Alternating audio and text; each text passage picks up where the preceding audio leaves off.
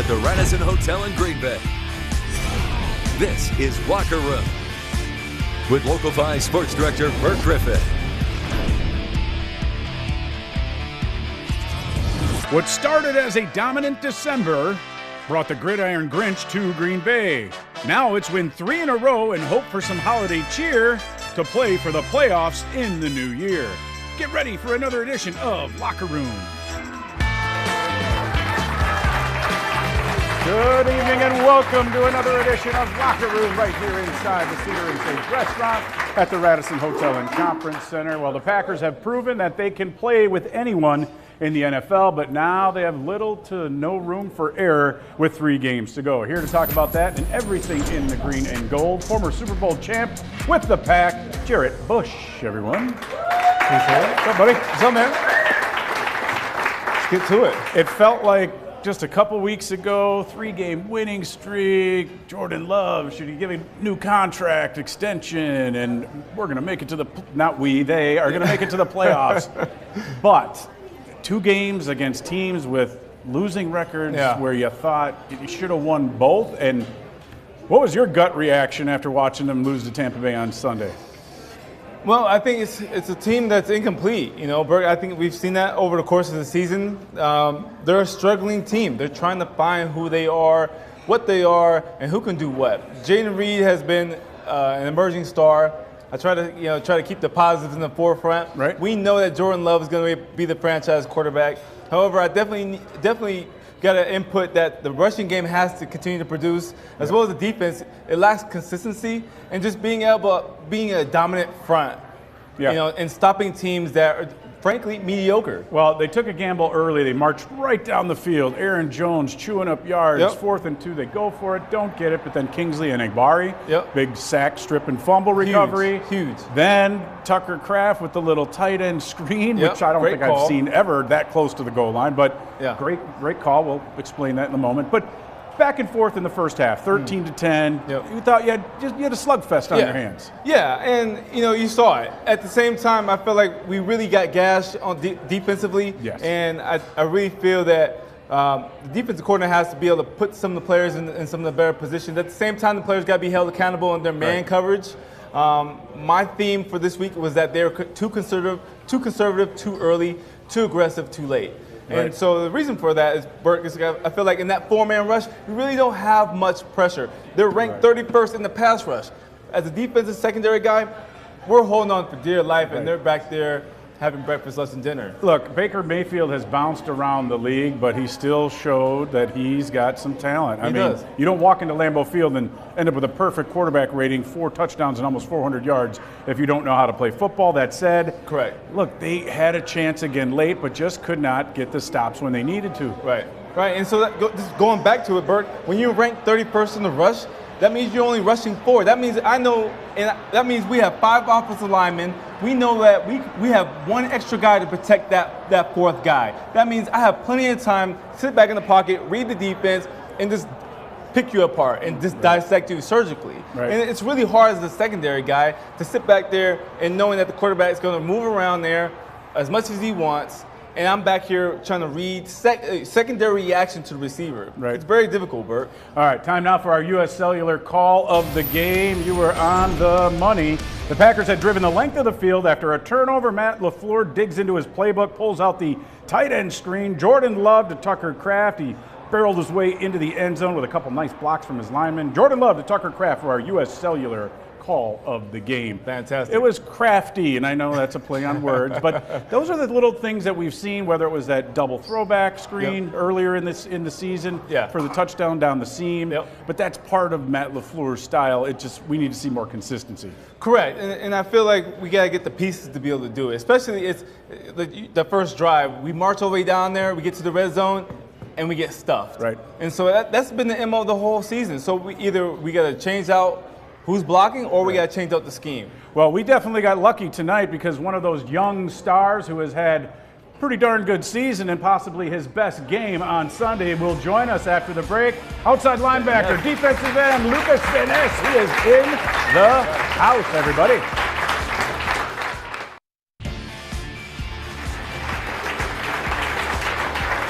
Welcome back to the locker room right here at the Radisson Hotel and Conference Center. Please welcome Packers outside linebacker, defensive end, first-round pick Lucas Van Ness, everybody.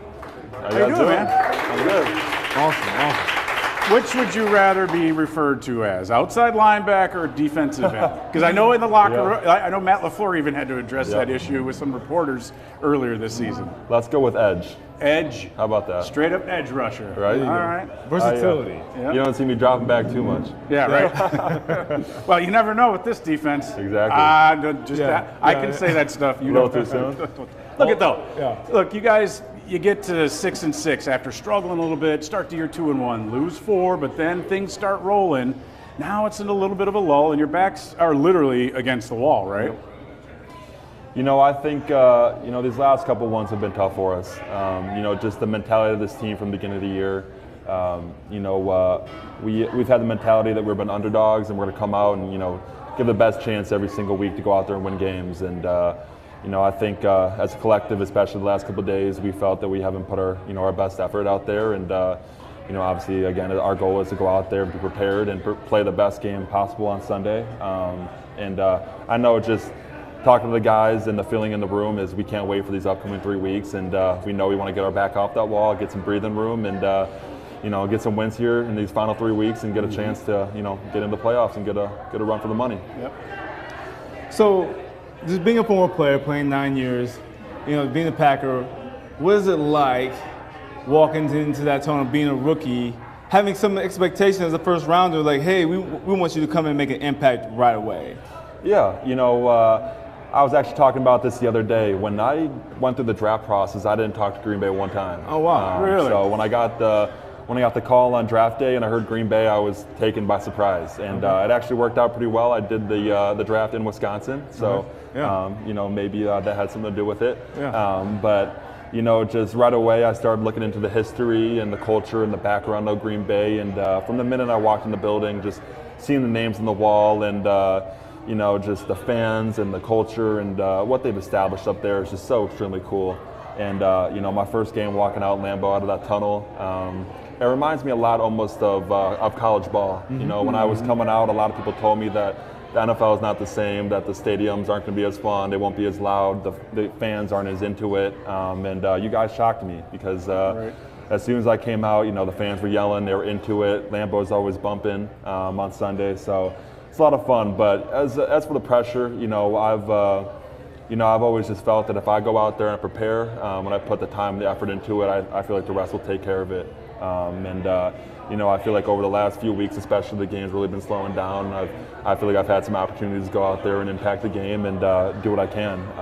So it's been a lot of fun to get some of those opportunities. Yeah, and for the casual fan out there that doesn't know, a suburban Chicago guy, and you had your draft party in Lake Geneva. What a better spot, right? Beautiful area. Yep. Gorgeous. Yeah. Yep. Yeah. Now, for you, it's safe to say you grew up a Bears fan? I'll say I was a hockey kid growing up. Right. So Blackhawks then? I was a big Blackhawks fan. That's when they won all those Stanley Cups. Right. I actually, my girlfriend, her brother actually plays for the Bears. So until a couple years ago, I've never been to a Bears game before. So right. I can promise our family has no orange and blue in our house. Right. From here on out, how I feel about that. Well, I can tell you this real quick too. If you hang around Door County with A.J. Dillon enough, you might be out on Chris Chelios's yacht. Do you know that his son-in-law used to play here. He was a fullback, Danny Vitale. Okay. And he's from Barrington, actually. Yeah, right. And like half the summer, you'll see one humongous yacht in Door County, and that's Chelios. Wow. So maybe you get lucky That's and pretty awesome. hang out with a former Blackhawk guy. I've heard it's pretty special up there, and I've been talking to AJ a little bit. I'll have to go check it out. Very cool. Beautiful. So Mike Daniels, Brian Balaga, Abdul Hodge. I want to say there's no secondary. And I'm surprised that you didn't know that you were going to be taken by Green Bay, because these other names, there's some household names here. So when you said that you weren't aware that Green Bay was going to take you, there's a huge track record. Yep. You know what I'm saying? So on another note,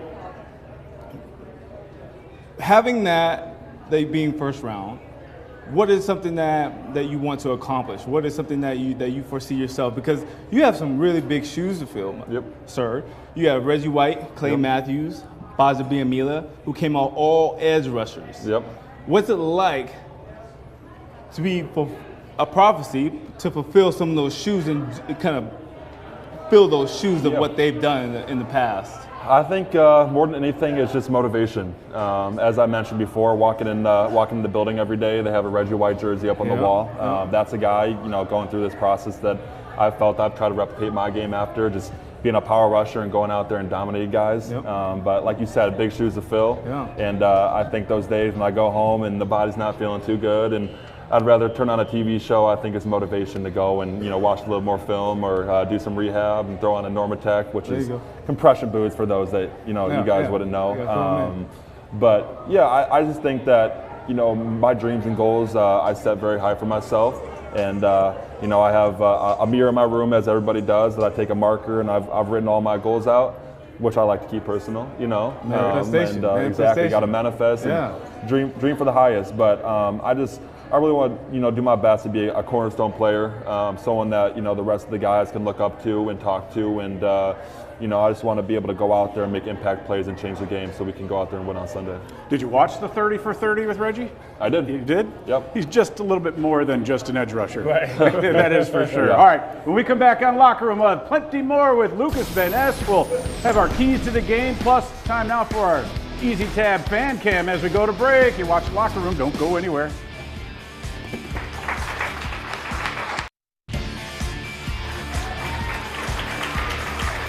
Welcome back to Locker Room right here inside the Radisson Hotel and Conference Center. Lucas Van Ness joins us. He's Jared Bush. Next up, road trip before Christmas Eve and Christmas, obviously a little less than a week from now. This Panthers team, they've got the worst record in the league, but they showed there's still some fight left in Carolina. Last week they beat the Falcons. What do you think of this group? And offensively, a little bit challenged with a rookie quarterback. So you guys on the defensive front seven are kind of licking your chops, I would assume. Oh yeah, we're excited, and I actually was just able to get my first look a few hours ago. Kind of diving into the tape. I think we have a real opportunity ahead of us this weekend, and Christmas Eve is going to be a lot of fun out there. That will be my first trip out to North Carolina. Same with New York a couple weeks ago. A whole year first for me, but. I think, we have a real opportunity in front of us. I think it's a game we can go out there and succeed. Just, got to come firing from the get-go, and offense, defense, and special teams, and see what we can do. Yeah, what's on your wish list? For this year? Yeah. I just wish health on everybody. That's go. on my wish list. Yeah.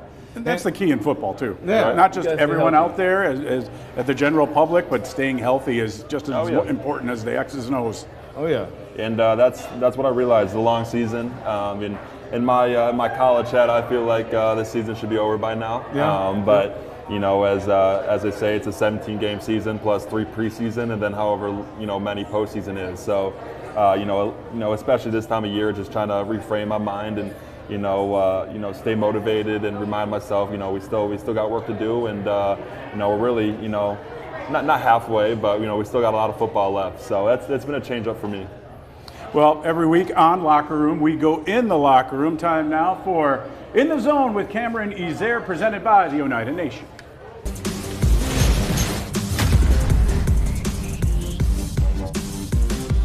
Here with Packers offensive lineman Yosh Nijman. Yosh, I've always been curious, why is your name Yosh? Where'd that come from? Oh, honestly, my parents just called me Joshua. My older sister named Sarah, younger sister named Hannah. I got the Joshua name, so people ask me that a lot of times, but that's pretty much the reason behind it. I really don't know. My parents just called me that. Has anyone ever mistaken you for Josh? Has anyone ever called you that? Back in high school, yeah, a lot in high school, yeah. So I look at this season and say that, it feels like your growth, you can see it day after day. How do you feel like you've grown in your role? I feel like, it's another year in the NFL. It's year 5. These years just go by faster and faster. This year, particularly just like being able to be there for the younger guys to help them if they need help with anything, and, just being one of those older guys to like be there for the, mentally, for the other guys and emotionally, and like kind of teach them how to go through the seasons during up and down games. Is it weird to say you're in your 5th year and you're one of the older guys? Yeah, it is for sure. It happened so fast, but yeah, it is. You got some fun spots in Green Bay? Anything that you like to do in the city? Fun spots. I mean, I'm typically home, but anytime I get a good chance to, I would go to Player 2 in downtown Green Bay, play some Dance Dance Revolution if I can. Yeah. So you're a big dancer? Yeah, you can say that. Growing up, what were some of your hobbies, and do you feel like they've carried over to now, or you feel like you're a different person from when you grew up?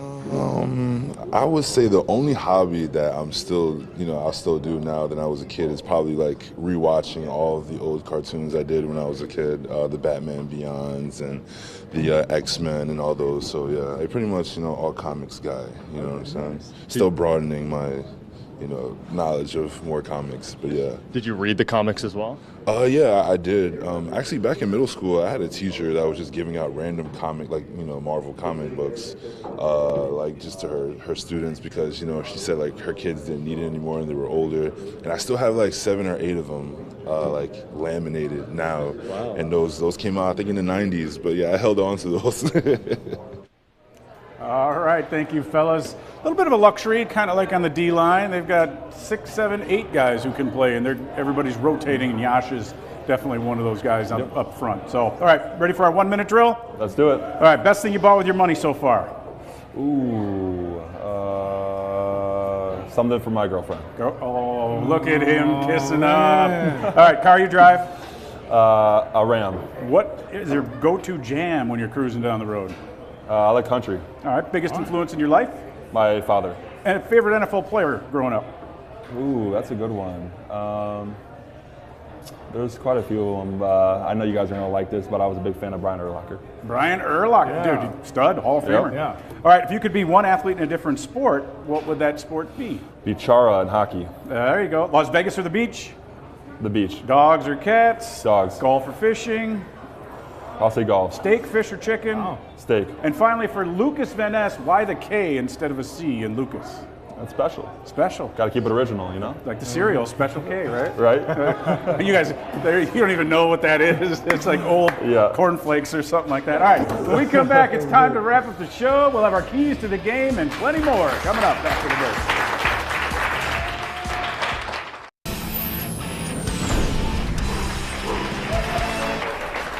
Welcome back to Locker Room. That is Nancy Stratton and Marie Willing from Greenville, enjoying our best seats in the house, courtesy of Viper Industrial. All right, 3 games left. Lucas, how do you guys view it? Like, I know it's a cliche, the coaches tell you, you guys say it in the locker room, 1 game at a time. Yep. But it's all there in front of you. If you win, I think the odds are like 92% or somewhere in there. Win all 3 and you make it to the postseason. But you got to beat Carolina first, right? Yep. Yeah, I mean, the way Coach LaFleur has talked about it is this is the playoffs for us right now. 1 game at a time, as you mentioned. The next game is the most important game, but I think you've seen it. Kansas City, for example, if we come out from the jump and offense is playing well, defense is playing well, and you throw in some special teams, I think we can be a really, really powerful team. And I just think, especially these last couple of weeks, you've seen. Especially defensively, we had some lapses and communication and just execution. But we feel it's all going back and watching the film. It's some minor changes that can be fixed relatively easily, and we're confident moving forward and be ready to go. Yeah, Lucas, I think just one thing from my assessment. I'm really an analytical guy. When I see it, I want to see you guys play your best when it means the most. When you're in the red zone. Yep. Punch through, score the touchdown. When you need a field goal to tie it up, kick it, make it, be done. When it's 3rd and 16 or 3rd and 23, get off. Exactly. I think that's something that I want to see, especially as a defensive guy. I got listed. You guys are ranked 31st in the rush. I think I got a lot of faith in you to bring that number down. You know what I'm saying? In the top 5, top 10. You know what I'm saying? So that's what I want to see, and I look forward to seeing it. All right, it's time now as we wrap up the show for our keys to the game, brought to you by the dispensary. Rattle that rookie quarterback first and foremost, like you mentioned, ground and pound in the run game, and get defensive. He is Packers edge rusher, Lucas Van Ness. For Jared Bush, I'm Burt Griffin. Thanks for tuning in to this edition of Locker Room. We will see you next week. So long. Thank you for watching Locker Room.